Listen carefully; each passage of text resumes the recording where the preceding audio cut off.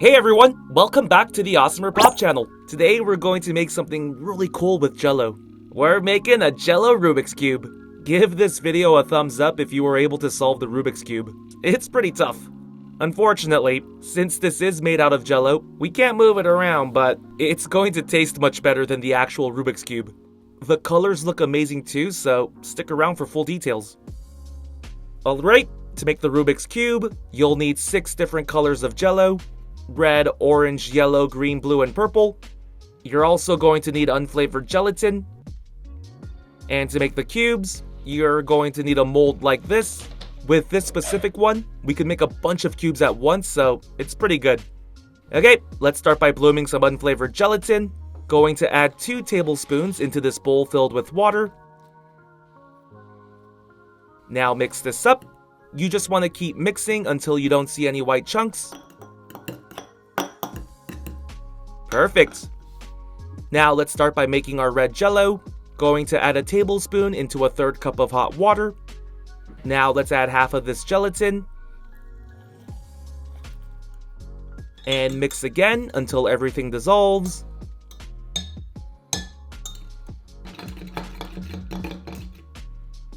Now let's pour red Jello into 18 cubes. By the way, before pouring, spray your mold with some cooking oil. There we go. Alright, now let's make orange Jello. Follow the same steps as before.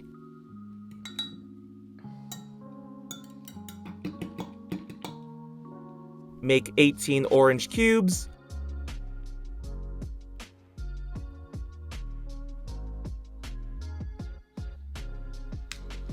Now let's quickly make yellow Jello. Give me a second.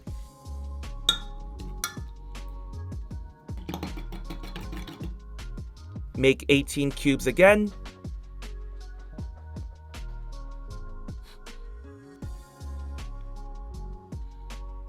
Now let's make green Jello. Pour the green Jello into 18 cubes. Now let's make blue.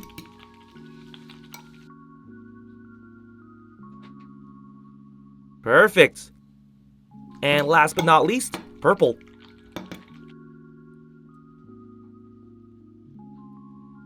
Awesome.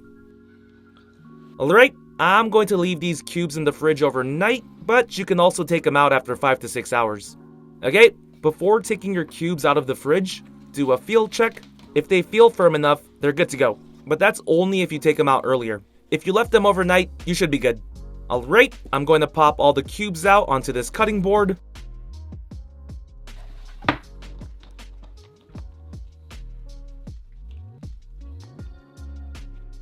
There we go. Okay, so here's a closer look at all of the red cubes. What we want to do is start attaching 2 of the same colored cubes together. Unfortunately, you can't just connect 2 cubes together because they won't stick. Unless if you hold the 2 cubes together like this. So what we're going to do is use some fire to heat up an icing spatula. We're going to melt one side of a cube and attach it to another one. So if you have an icing spatula or something similar, just heat up the tip. Then carefully place one side of the cube on the spatula. Let it melt a bit. And then just attach the cube onto another one. Press them together for a bit as well.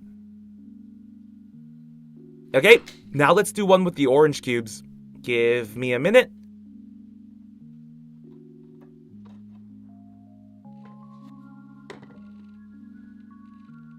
Perfect. Here's a closer look.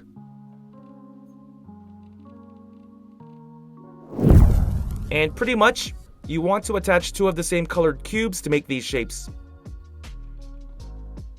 Once you have everything ready, we can move on to the next step. To speed things up, we're going to be using a non-stick pan and just quickly melt the flat side of 2 different cubes. I'm doing green and blue. Attach the melted sides together. Okay, now at this point, just grab different colors, melt the cubes, and attach until you make one face of the cube. By the way, one face should have 9 cubes.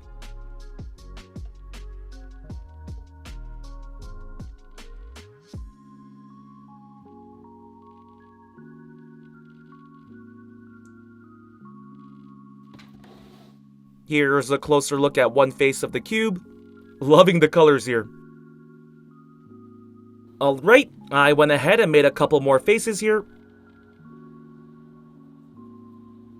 Now let's attach these two faces together.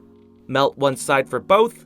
Once you start to see your jello faces dripping a bit, you can take it off the pan. Now let's attach the two faces together. Make sure they're evenly lined up. Once that dries, add the last face on top. Let it cool for a bit, and you have your first Rubik's Cube. So I'm sure you've noticed, but the cube looks a bit lumpy. Use your pan to slightly melt the sides. That way each side becomes even. Perfect. Now let's cool this for a bit, and our cube will be ready to go.